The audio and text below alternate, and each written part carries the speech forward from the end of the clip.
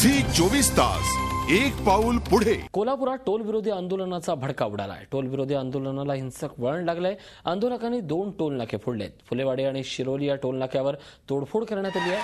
Toll विरोधी कृती समिती आक्रमक झाल्याचं या निमित्तानं पुन्हा एकदा दिसून आलंय। यावेळी पोलीस आणि आंदोलकांमध्ये हाणामारी झाली। या सगळ्याचा आढावा घेतला आमचे प्रतिनिधी प्रताप नाईक यांनी।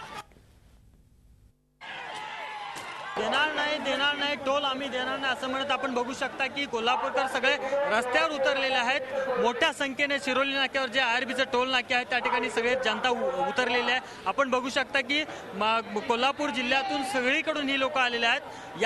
या मोर्चाचं किंवा या आंदोलनाचं नेतृत्व करणारे आपण बघू शकता की प्राध्यापक डॉक्टर एन डी पाटील या ठिकाणी ठाण बनून बसलेले आहेत। कोल्हापूरचे खासदार या ठिकाणी बसलेले आहेत। गोविंदराव पानसरे या ठिकाणी बसलेले आहेत। हे सगळेच नेते आरबीच्या टोल नाक्याच्या विरोधात आहेत। गेल्या अनेक दिवसापासून कोल्हापूरकर ओरड करतात की आम्हाला टोल नको आहे, मग आमच्या माथी टोल का मारला जातोय, अशा प्रकारचा प्रश्न उपस्थित हा आंदोलन सुरू आहे। यापुढे सुद्धा जर आरबी कंपनीने टोल वसूल करण्याचा प्रयत्न केला तर आम्ही जशाच तसं उत्तर देऊ असं कोल्हापूरकरांनी सांगितलेलं आहे। व्हिडिओ जर्नलिस्ट मिथुन राज्याध्यक्षाचा प्रताप नाईक, झी मीडिया, कोल्हापूर। आपण पाहतोय टोल संदर्भात कोल्हापूरकरांनी आपली वज्रमूठ आवळलेली आहे आणि आपला कोल्हापूर हिसका आणि दणका आरबी कंपनीला दिलेला आहे। आमचे प्रतिनिधी प्रताप नाईक आपल्या सोबत आहेत। प्रताप, सगळ्याच राजकीय पक्षांचे नेते या निमित्तानं रस्त्यावर आल्याचं उतरल्याचं चित्र दिसतंय। कोल्हापूरची जनताही आक्रमक झाली आहे, पण सत्ताधारी पक्ष मात्र दिसत नाहीयेत। काय आहेत अपडेट्स?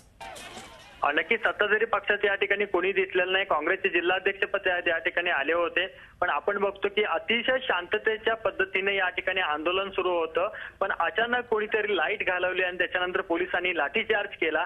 त्याच्यामुळे मोठ्या प्रमाणात या ठिकाणी दंगा झाला आणि पोलिसांनी अनेक कार्यकर्त्यांना लाठीनं ठोकून काढलेला आहे। त्याच्यामुळे पूर्ण आंदोलन चिघळण्याचा प्रयत्न त्या ठिकाणी केलेला आहे। या ठिकाणी खासदार राजू शेट्टी होते, खासदार मंडलिक होते, त्याचबरोबर प्राध्यापक डॉक्टर एन डी पाटील होते, गोविंदराव पानसरे होते। हे दिग्गज नेते असताना त्या ठिकाणी शांततेच्या पद्धतीने आंदोलन सुरू असताना हे आंदोलन चिरडण्याचा कोणी प्रयत्न केला हा मात्र सगळ्यात महत्त्वाचा मुद्दा आहे। कारण पोलिसांनी तात्काळ लाठीचार्ज करायला सुरुवात केली आणि 2 पीआय जे आहेत त्यांनी ही लाठीचार्ज सुरुवात केला आणि त्याच्यामुळे पूर्णपणे आंदोलन चिघळलेलं आहे।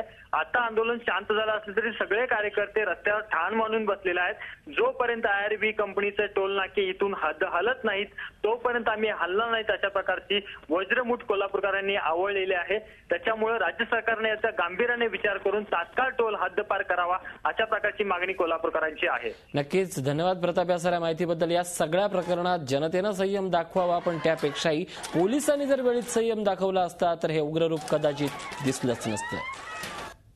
झी 24 तास एक पाऊल पुढे।